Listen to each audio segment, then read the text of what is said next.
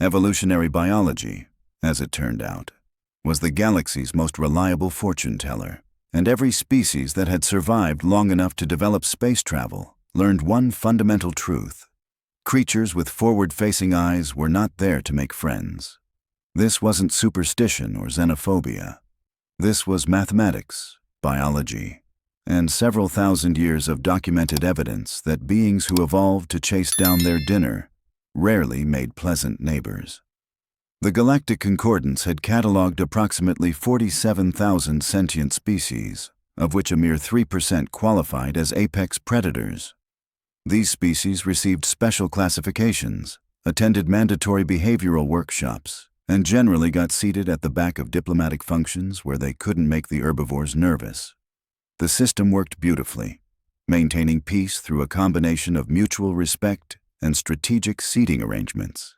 Then humanity submitted their application for Concordance membership, and the entire carefully balanced system developed a nervous twitch.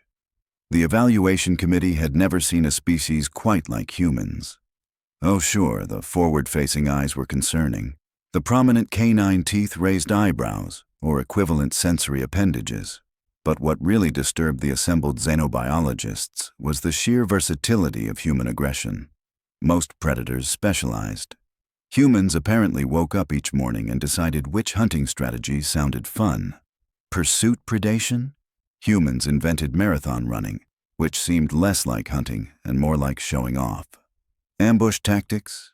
Humans built entire architectural movements around the concept of surprising their prey, then called it interior design. Pack coordination? Humans formed social bonds so intense they literally domesticated other predator species just to have hunting buddies. The committee spent 3 weeks reviewing Earth's application, then another 2 weeks drinking whatever their species used to cope with existential dread. The final classification came with 17 footnotes, 43 safety protocols, and one handwritten note that simply read, "May the cosmos have mercy on us all." Lieutenant Commander Alara Chen, xenobiologist, 3rd class, thought the whole thing was hilarious. She stood in the reception bay of Diplomatic Station, Kepler 442, watching a Thrissian administrator vibrate with anxiety while reviewing her clearance codes for the 5th time. The Thrissian resembled a particularly nervous bundle of silver feathers wrapped around a vaguely humanoid frame, and each time Alara smiled, those feathers poofed out like she'd threatened violence instead of offered basic courtesy. "Your documentation appears satisfactory," the administrator chirped, somehow making the word satisfactory sound like a death sentence. "However, I must inform you that as a Class 7 predator species, you are subject to the Enhanced Monitoring Initiative, subsection 41, paragraph 16, which states that I need to wear the tracking beacon, avoid sudden movements near herbivore species, and refrain from displaying my teeth in what might be interpreted as aggressive behavior." Alara finished, her tone suggesting she'd heard this speech approximately 800 times. Because she had. "I've been briefed, Administrator, multiple times, in multiple languages. One translator even sang it." The Thrissian's feathers achieved a new level of distress. The Melodious Concordance takes their safety protocols very seriously.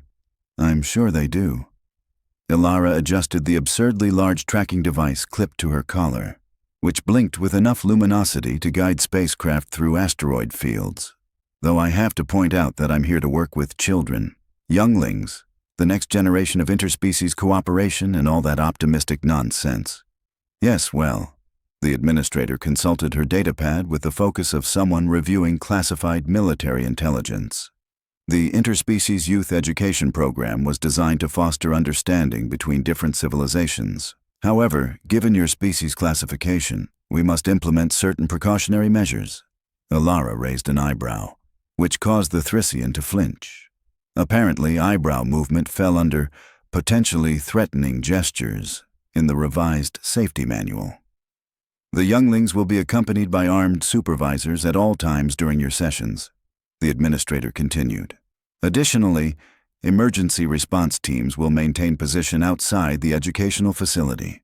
We've installed panic buttons at 3-meter intervals throughout the complex, And of course, the observation dome will allow remote monitoring by our security specialists. So what you're saying is, I'll be teaching children while surrounded by enough firepower to level a small moon, just in case I suddenly develop an overwhelming urge to demonstrate my predatory heritage. That is, regrettably, an accurate summary. The Thrissian somehow looked apologetic, despite lacking facial features humans would recognize. Please understand, Lieutenant Commander, this isn't personal. It's simply protocol. Your species has a documented history of violence that spans your entire evolutionary timeline. Your own planet's historical records contain literally thousands of years of continuous warfare, conquest, and what your people euphemistically call territorial disputes. Alara couldn't actually argue with that assessment. Humanity's introduction to the Concordance had included some deeply awkward conversations about Earth's history.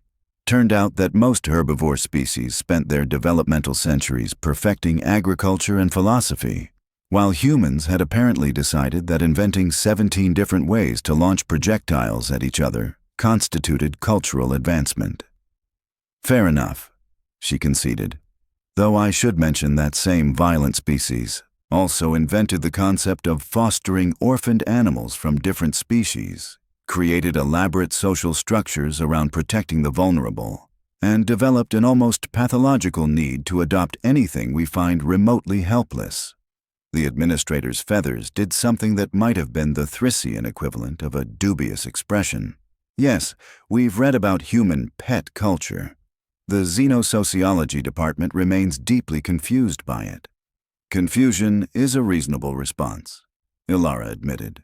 We're a walking contradiction. We bred wolves into creatures that fit inside handbags, then wrote legislation protecting their rights. We're apex predators who voluntarily share our food with smaller, weaker creatures. We developed weapons capable of planetary extinction, then argued about whether it was ethical to step on insects. Which is precisely why you require enhanced monitoring, the administrator said, as if Ilara had just made the most compelling argument for surveillance in Concordance history. Your species' behavioral patterns defy conventional predator psychology.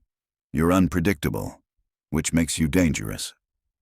Ilara wanted to point out that unpredictable could also mean surprisingly gentle or weirdly compassionate. But the Thrissian was already gesturing toward the transport tube with the desperate enthusiasm of someone eager to conclude an uncomfortable conversation. The youth facility is located in Section 7, Level 3. Your security escort is waiting. The administrator's voice took on the tone of someone delivering a practiced speech. Please remember that any aggressive action toward the younglings will result in immediate neutralization, diplomatic sanctions against your homeworld, and a lengthy investigation that will absolutely ruin your career. We hope you enjoy your assignment. That's the warmest welcome I've received all week, Ilara said, which was actually true. The last station had greeted her with armed guards and what appeared to be some kind of tranquilizer turret. As she moved toward the transport tube, Ilara caught her reflection in the polished metal wall. She saw what the aliens saw. Forward-facing eyes designed for tracking prey, a mouth full of omnivorous teeth, a frame built for endurance hunting. She looked exactly like what she was, a creature evolution had sculpted into an efficient predator. What the aliens couldn't see was the rest of it. The instinct to protect that was stronger than the instinct to hunt. The capacity for empathy that made humans weep over fictional characters. The bizarre tendency to anthropomorphize literally everything, from household appliances to celestial phenomena. The Concordance had read humanity's application and seen monsters. They'd looked at Earth's history and calculated threat levels. They'd studied human biology and implemented protocols. What they hadn't done was understand that humans didn't just hunt, they also nurtured, protected, and bonded. Sometimes even with things that tried to eat them first. Ilara smiled, which her security escort definitely interpreted as threatening, and headed toward the youth facility. Somewhere in that complex were younglings from a dozen different species, all learning to coexist in a diverse galaxy, and one human who was about to teach them something the Concordance hadn't put in any of their protocols. The interspecies youth education facility occupied what had once been an observation deck, back when the station's architects believed sentient beings might enjoy contemplating the void without existential panic. Someone had since covered the transparent walls with cheerfully painted murals depicting various alien species holding hands or tentacles or whatever appendages their biology provided. The overall effect suggested a kindergarten designed by committee, which was essentially accurate. Ilara stepped through the reinforced entrance, trailed by two security officers who looked like they'd rather be literally anywhere else in the galaxy. The facility's interior resembled organized chaos filtered through a translator that only partially understood the concept of furniture. Low platforms accommodated species that preferred sitting. Suspension cables served those who found gravity tedious. One corner featured what appeared to be a small pond, though whether for recreation or respiration remained unclear. Approximately 30 younglings occupied the space, representing a dozen different species. Most clustered in groups based on similar biology, which defeated the entire purpose of interspecies education but made a certain evolutionary sense. Prey species instinctively avoided predator species. Aquatic younglings eyed the terrestrial ones with suspicion. Everyone gave the Crixthar juvenile a wide berth, though that probably had more to do with their tendency to accidentally set things on fire than any deliberate hostility. Instructor Velmora, a Peлагrian whose species resembled extremely judgmental jellyfish, floated near the center of the chaos with the exhausted patience of someone reconsidering their career choices. Lieutenant Commander Chen, Velmora's translator rendered their bioelectric communication as clipped and professional. How delightful that you've arrived. The younglings have been eagerly anticipating meeting their first human. Ilara strongly suspected eagerly anticipating was diplomatic code for absolutely terrified, given that half the younglings had suddenly found the far wall fascinating. I'm looking forward to working with them, Ilara said, carefully keeping her teeth hidden behind closed lips. She'd learned that particular trick during her first diplomatic assignment, right after a Thrissian dignitary had fainted at what Ilara considered a friendly smile. Excellent. Velmora pulsed with colors that the translator interpreted as relief. Perhaps we should begin with introductions. Younglings, please direct your attention to our guest educator. The response was underwhelming. A few curious stares, several nervous shuffles, and one Crixthar, who definitely wasn't paying attention because they were too busy trying to ignite a piece of furniture. Ilara had taught nervous students before, back on Earth. Different species, same fundamental problem. Fear created distance, and distance prevented understanding. Hey everyone, she began, deliberately casual. I know I look scary. The eyes, the teeth, the whole predator package. Your parents probably told you stories about creatures like me. Some of those stories are probably true.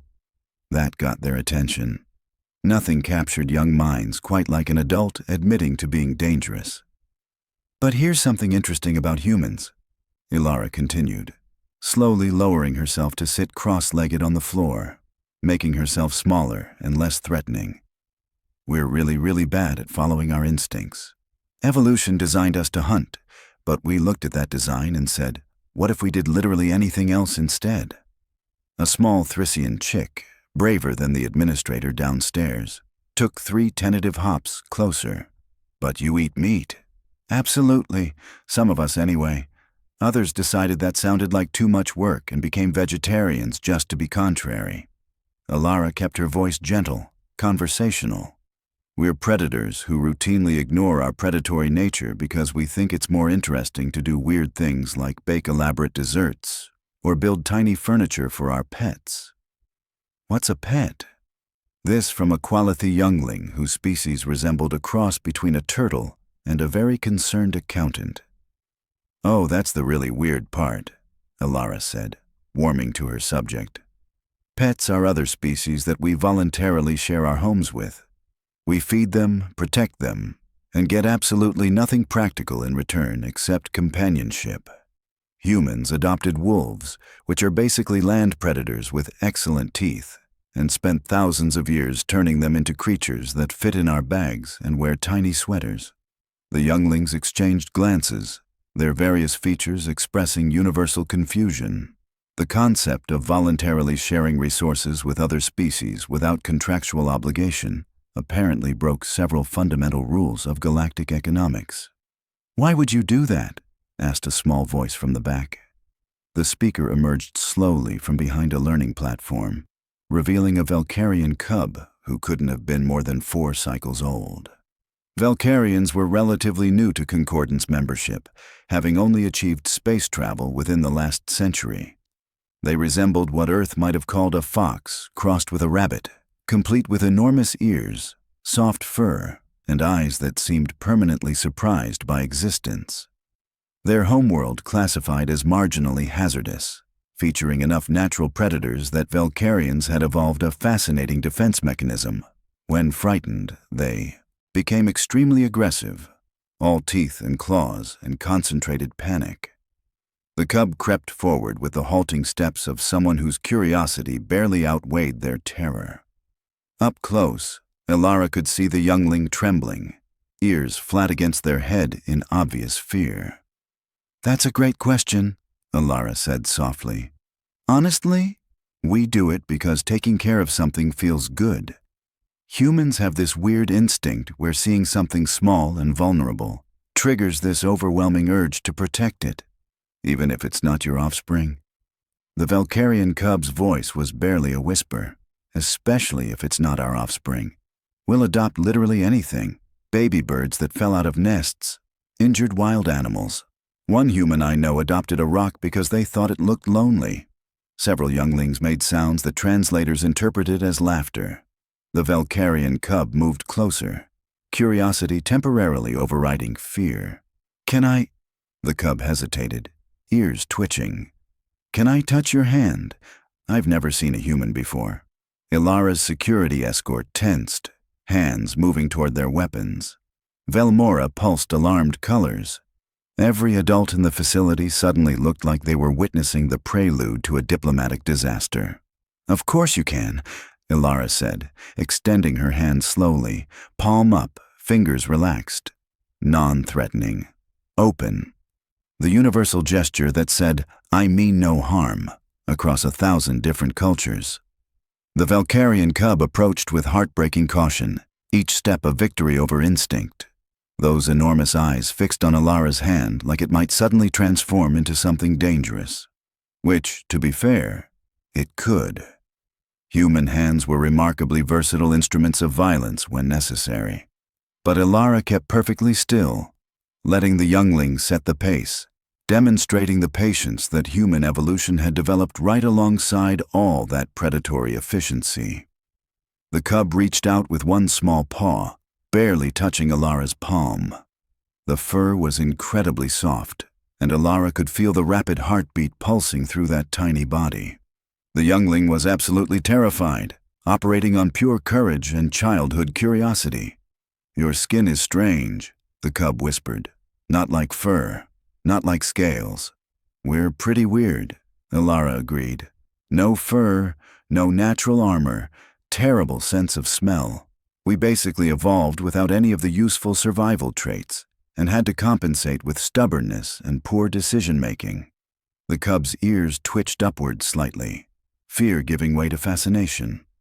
Those small paws explored Elara's hand with growing confidence, touching her fingers, investigating the strange texture of human skin.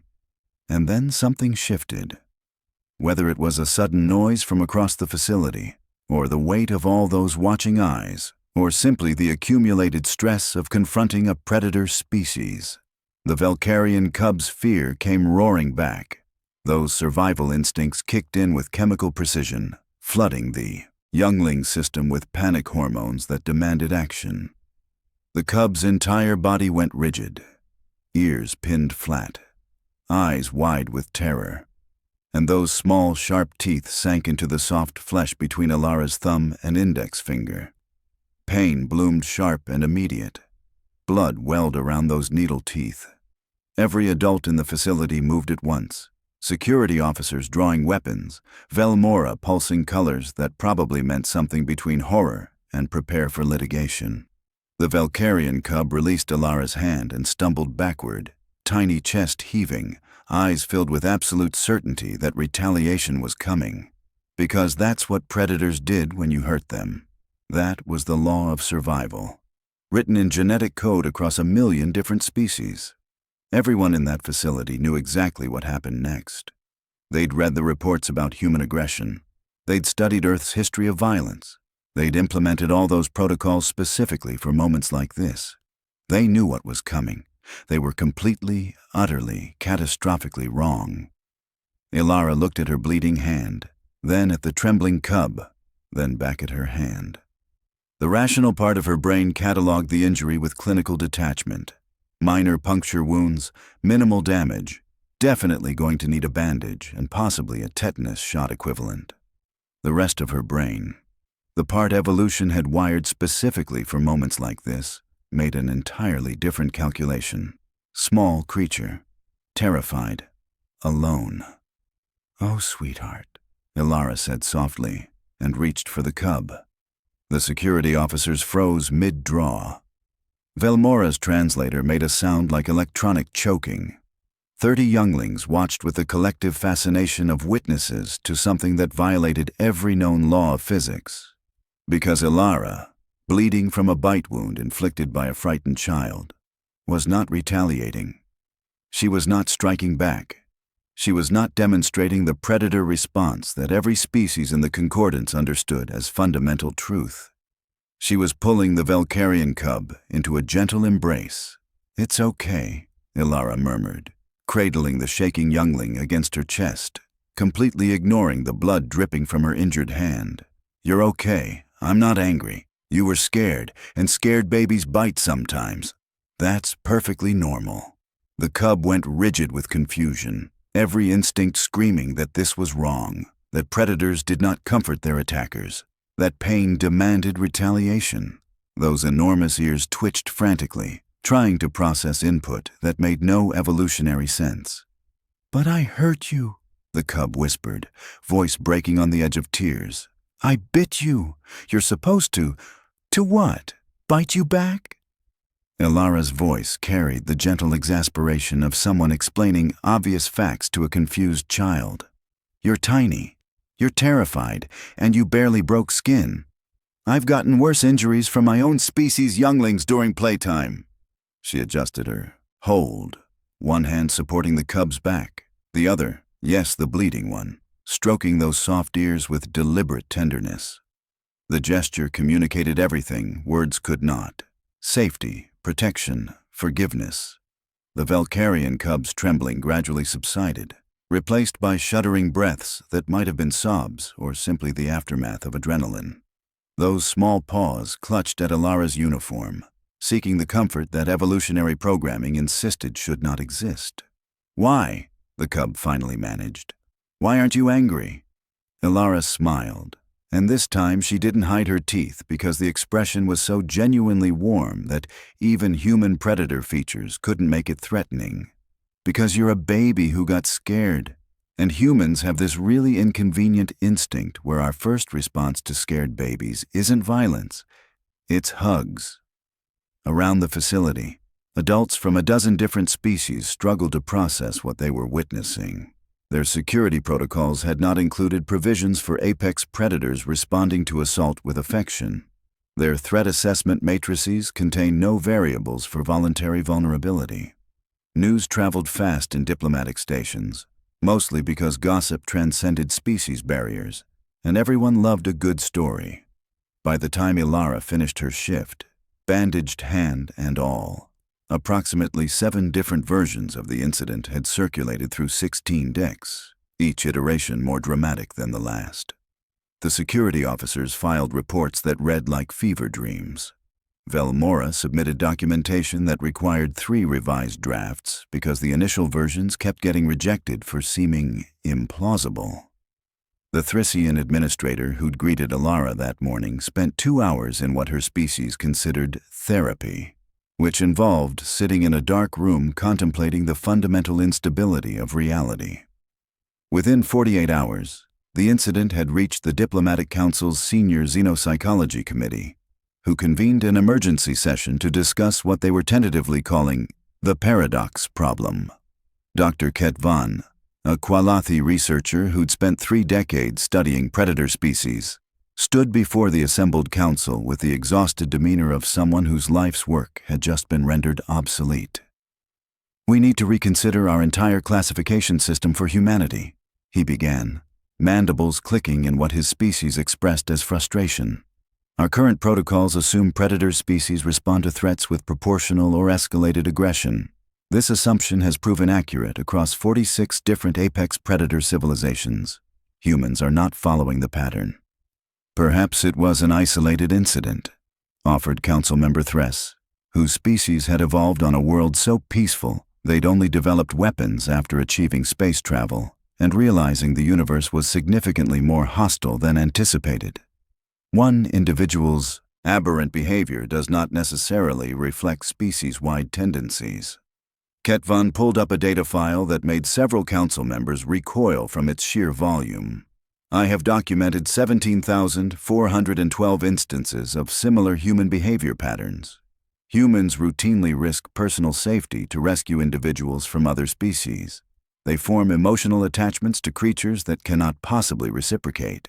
They have an entire cultural phenomenon called rescue animals, where they deliberately adopt creatures that their society has deemed unwanted or damaged." The council chamber fell silent as members processed this information through their various cognitive frameworks, all reaching similar conclusions. This made no sense. "But they're classified as Class 7 predators," someone protested. "Their evolutionary history is documented. Their capacity for violence is undeniable."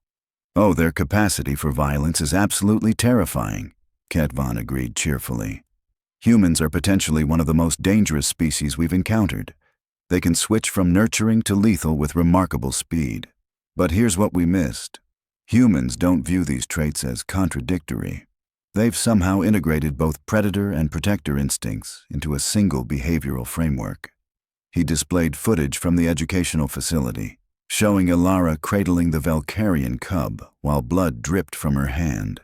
"Notice the body language. She's injured, bleeding, and yet her entire posture communicates protection. She's placed herself between the youngling and potential threats, including our own security personnel.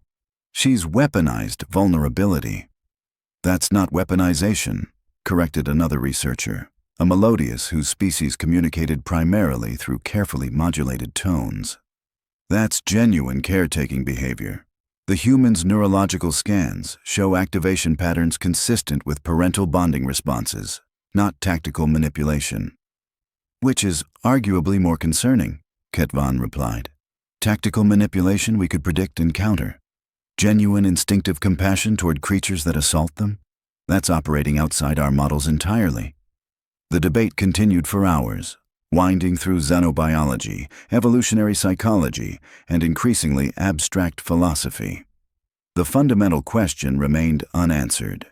How did a species simultaneously embody apex predator efficiency and self-sacrificing caretaking?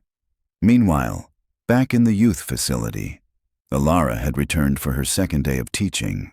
The Valkyrian cub, whose name she'd learned was something the translator rendered as Pip, had attached himself to her with the determination of someone who discovered that monsters weren't always monstrous. The other younglings had noticed. 30 children from a dozen different species watched as the terrifying human predator patiently helped Pip with a learning exercise, her bandaged hand moving with careful gentleness. "Is it true you weren't angry?" asked the small Thrissian chick, emboldened by Pip's obvious survival. "Not even a little bit," Ilara confirmed. "Though I did have some strongly worded thoughts about needing better safety briefings that include small children sometimes panic." "But you could have hurt him," the Kwalathi youngling pressed. "You're much bigger, much stronger." Ilara considered this with the seriousness it deserved. "Sure, I could also hurt lots of things. Humans are pretty good at breaking stuff when we want to. But here's the secret nobody tells you about being strong. The real trick isn't knowing how to hurt things, it's knowing when not to." She looked around at the gathered younglings, these children from worlds scattered across the galaxy, each one representing a species that had looked at humanity's credentials and calculated threat levels. "You know what humans are really good at?" Ilara continued. "We're excellent at deciding that our instincts are just suggestions. Evolution tells us to hunt. We invent farming. Biology tells us to fear the dark. We invent lights. Our nature tells us to retaliate when hurt, and we say, 'No thanks, I'd rather give hugs.'" Pip, still pressed against Ilara's side, made a sound that the translator interpreted as contentment mixed with residual confusion. The younglings exchanged glances, their various features reflecting a universal realization. Maybe the scary predator species wasn't scary in the way everyone had assumed. Maybe humans were something stranger and more complicated than simple threat assessment could capture. Up in the observation dome, Velmora watched the scene with what might have been approval, though jellyfish expressions remained difficult to interpret, even with advanced translation technology. In the council chambers, xenopsychologists continued their heated debates about human behavioral paradoxes. And across 17 sectors of charted space, civilizations built on logical threat assessment and predictable evolutionary patterns began the uncomfortable process of recalibrating everything they thought they knew about predators. Turned out that forward-facing eyes and sharp teeth didn't automatically make you a monster. Sometimes they just made you human, which was somehow infinitely more complicated.